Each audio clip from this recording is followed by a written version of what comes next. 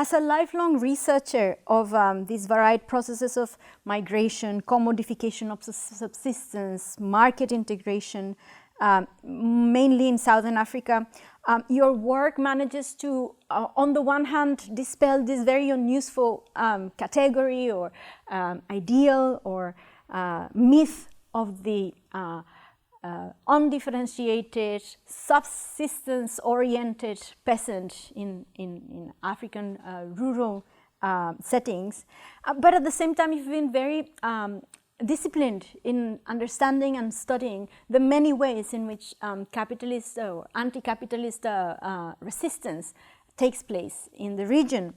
But I am in a way wondering why, despite work that you and others have done in this direction, have we not managed to make a more tangible dent in mainstream debates and bring these ideas to the fore more forcefully?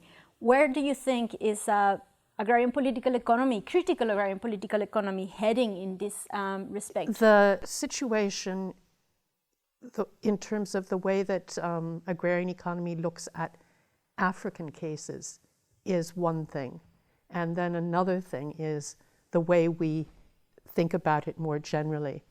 For a long time, the fact that in many parts of sub-Saharan Africa anyway, there was landed property was not an important constraint on whether or not you couldn't predict who would become a commercial producer just on that basis. Increasingly now, we know that there are all of these secular markets developing and all of that, so that's not, it's not the same thing. But even then, despite the fact that also for West Africa, there's no better case for looking at migrant labor than looking at it in Ghana and Ivory Coast in relation to the countries of the Sahel. Yeah, and there's a lot of literature on that. And certainly for Southern Africa, long term. And yet, the conventional idea was there is no wage labor in sub-Saharan Africa. And I must say that I think that critical political economy has been pretty good in exposing that as a myth. Of course, it's true that there are probably other reasons for why the World Bank now has decided, after decades of saying there is no wage labor in Africa, of changing that and these things. Now that there's unemployment, then they recognize that, oh, okay, after all, wage labor, was a problem, and the absence of wage labor is a problem. They have their own explanations, but yeah. So that now is there. And I think that the problem is that if you're going to do critical political economy, you always have to, on the one hand, be armed with evidence, but you also have to be prepared for those who speak largely without evidence to control discourse and questions. And that's a kind of double task, which I think it's been hard for us to sort out, particularly for those who are working in development studies, but not only. So there's a tendency to critique what the conventional is, but not to develop your own questions in relation to the problems, the things that you don't understand. And that can mean that you're behind on certain things. So for example, if you take Southern Africa, and I myself repeated this in a number of ways, especially when I was still teaching in the US, which was basically a version of the primitive accumulation story, which is that migrant labor was a form of primitive accumulation in which you recruited labor which subsidized the wage, and you had people in the rural areas, particularly women, doing work which subsidized the wage. And this goes on, and you describe the kind of work, and we were prepared to do that. The conditions of underground mining, the misery of it all, etc.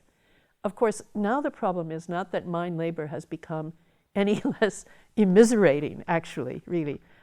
or certainly in terms of the work conditions, it's not really any better. But the truth of the matter now is that you find all these people streaming out of rural areas looking for kinds of work. And we didn't really have an answer to that.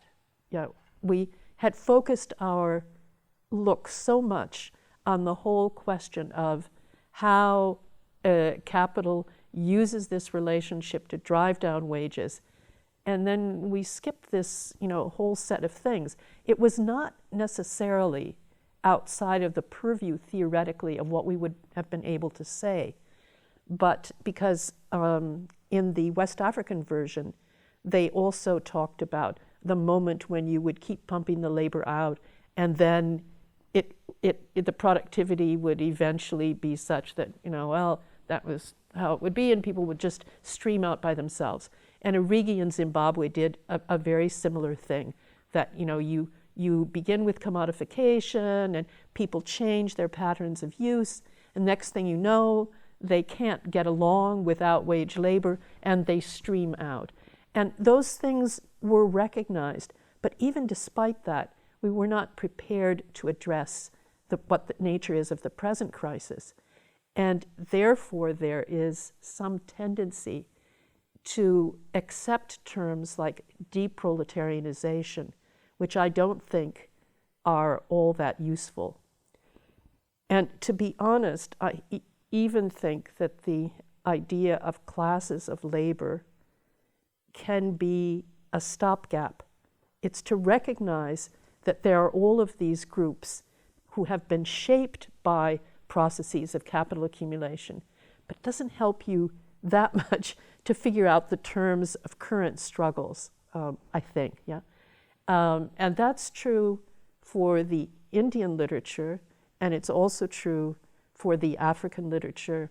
I can't really speak to the Latin American case. I think that it's often been, by definition, considered to be a more significant class debate, certainly than the African one. So I think right now that's sort of an issue. And what's happened is that there's a lot of attention on looking at how you define classes of labor, processes of differentiation. But the whole problem of what their relationship is to the processes of capital accumulation, so that you're looking relationally at the relationship between capital and labor, that's a little bit harder to do. And Henry's little book on the peasants is extremely strong, but what people take out of that is, I read recently, Ferguson in Lee, they called it Henry's haiku, who does what, who owns what, who does what, who gets what, a haiku. Because of course, that's about description. It isn't about explanation. And that's what we have to push on. And I think that's our biggest problem is, how do we get there? And it does involve some rethinking of what we're doing. And I think the comparative stuff across different experiences is important. And I think, myself, I think I've been lazy on that.